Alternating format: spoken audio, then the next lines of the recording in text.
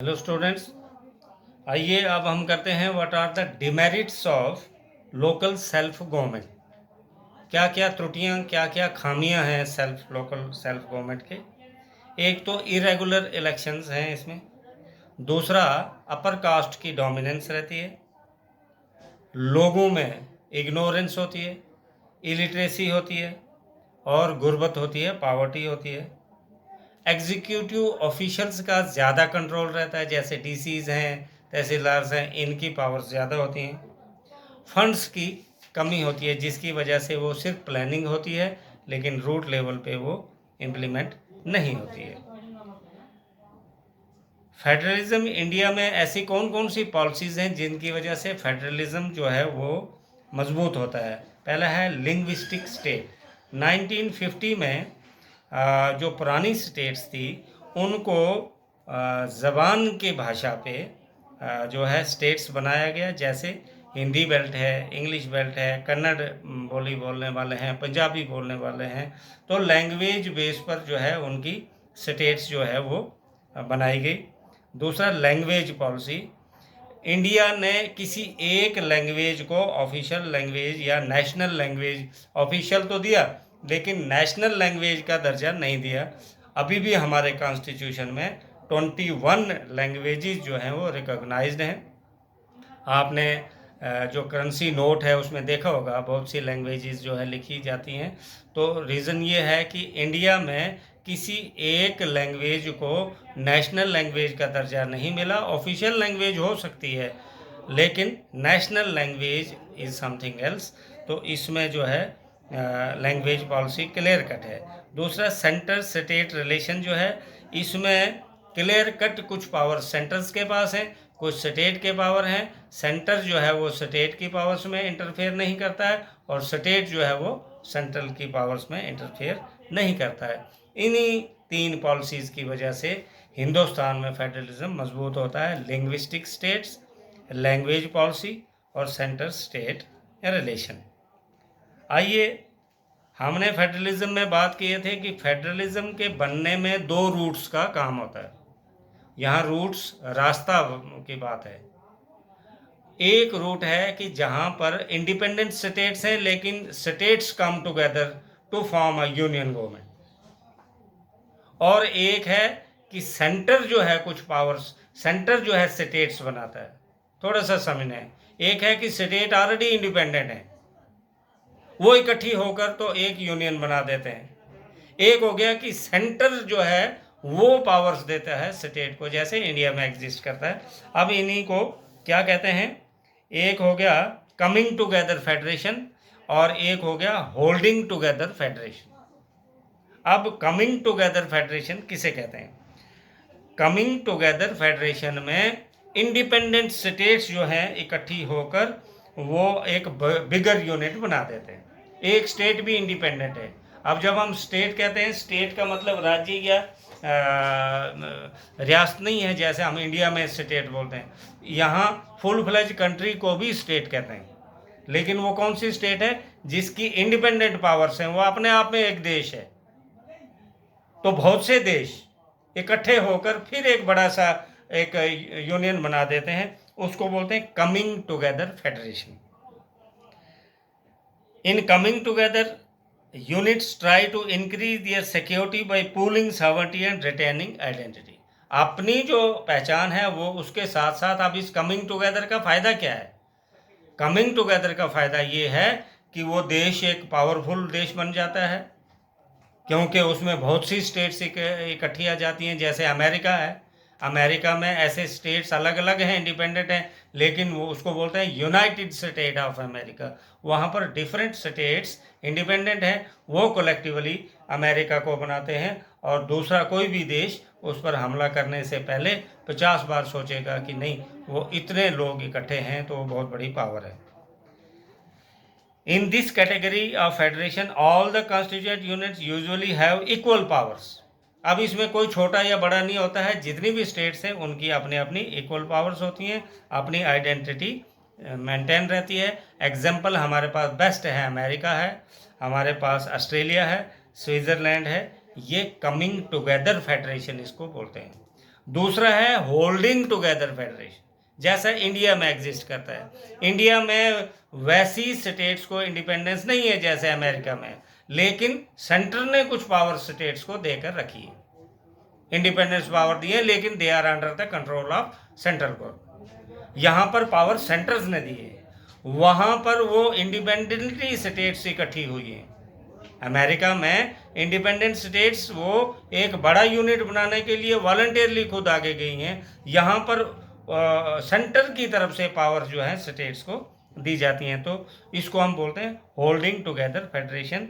ये दूसरा रूट हो गया। एक हो गया कमिंग टुगेदर फेडरेशन, ये हमारी फेडरलिज्म के दो रास्ते हैं, ये दोनों जो है फेडरलिज्म को बनाते हैं। एक हो गया कमिंग टुगेदर, एक हो गया holding together.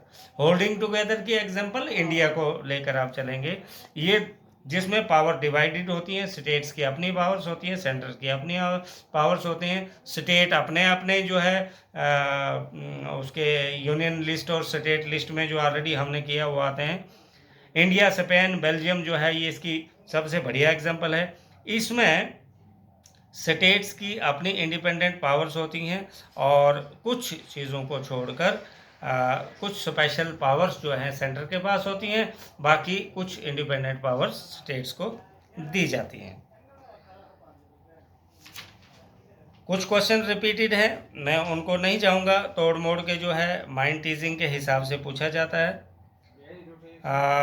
What are the causes responsible for very slow progress of Panchayat Raj system. हमने कागज़ों में या देखा होगा कि पंचायत राज तो इंडिया में है, लेकिन इसकी उतनी ज़्यादा प्रोग्रेस क्यों नहीं हुई, उसके कारण क्या है? एक तो लेक ऑफ अवेयरनेस है, अभी भी हमें बहुत सी चीज़ों का ज्ञान नहीं है, नॉलेज नहीं है, जिसकी वजह से पंचायत राज सही तरीके से इम्प्लीमेंट नहीं होता है।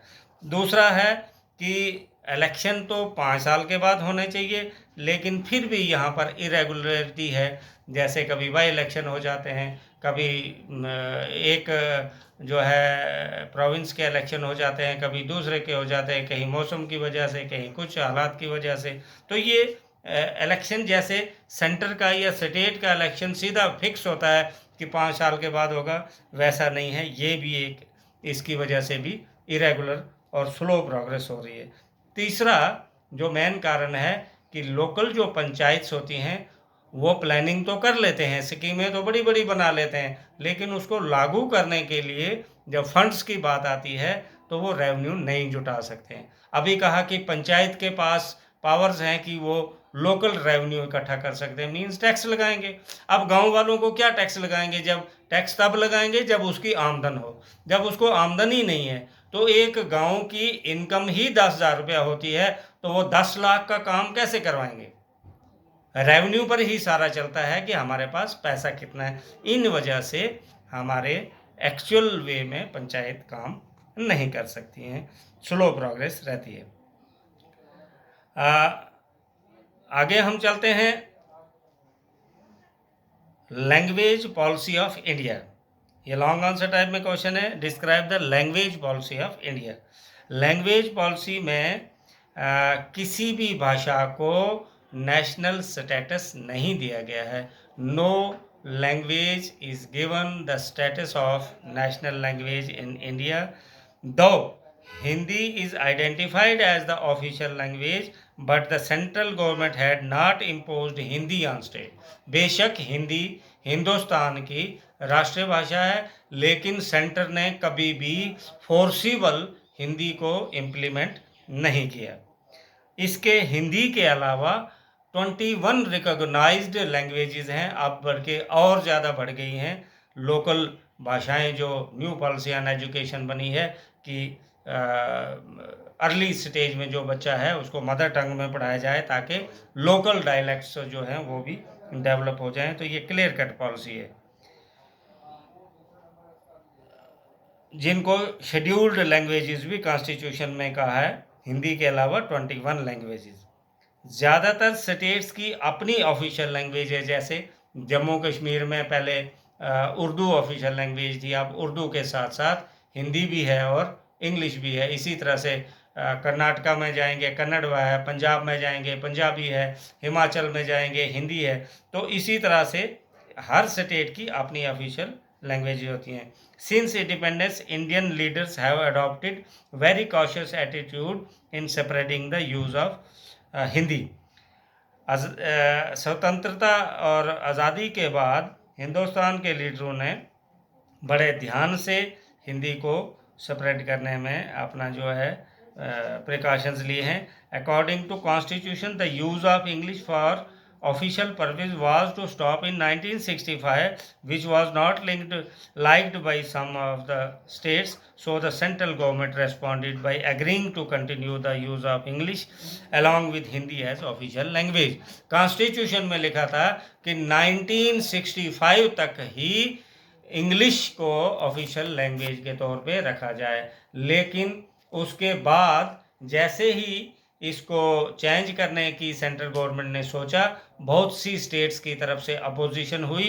तो इस अपोजिशन को देखते हुए सेंट्रल गवर्नमेंट ने डिसाइड किया कि हिंदी के साथ साथ इंग्लिश भी वो एक ऑफिशियल लैंग्वेज की तरह ही, बहुत से जो डॉक्यूमेंटेशन इस वक्त आप देखते हैं वो सब का सब ऑफिशियल वर्क जो है वो इंग्लिश में ही होते हैं। ये अंडर रूल 1965 में कॉन्स्टिट्यूशन में लिखा हुआ था कि 1965 में ये तक ही इंग्लिश जो है रहेगी, उसके बाद नहीं रहेगी। लेकिन चूंकि इसकी अपोजिशन डिफरेंट स्टेट्स की तरफ से हुई, इसलिए इसको अभी भी रखा जा रहा है।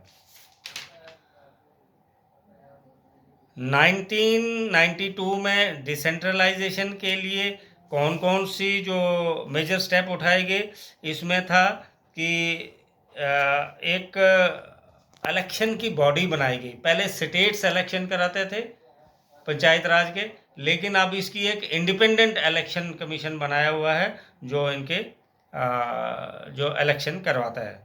दूसरा,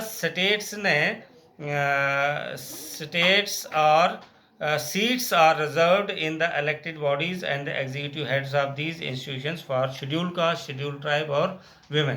पहले रिजर्वेशन नहीं थी, अब आप देखेंगे कि म्यूनसिपैलिटी हो या ग्राम परिषद हो या लोकल पंचायत हो, उसमें माताओं बहनों के लिए और शेड्यूल कास्ट शेड्यूल ट्राइब के लिए कुछ सीटें रिजर्व होती हैं। ये भी 1992 के बाद ही हुआ, इससे पहले नहीं होता था। इंडिपेंडेंट इलेक्शन कमीशन जो है वो क्रिएट किया गया। पहले स्टेट इलेक्शन कराती थी, अब स्टेट कोई भी इलेक्शन नहीं कराती है। इंडिपेंडेंट स्टेट इलेक्शन कमीशन जो है वो इंडिपेंडेंट होता है, वो किसी के अंडर नहीं आता है, वो जो है इलेक्शन करवाता है पंचायत के। और स्टेट गवर्नमेंट्स जो हैं कुछ पावर शेयर करता है पंचायत के साथ, जैसे कुछ रेवेन्यू है या कुछ लोकल गवर्नमेंट बॉडी हैं, तो स्टेट टू स्टेट रिलेशन में आता है। अदरवाइज पंचायत जो हैं वो इंडिपेंडेंट हैं। ये जो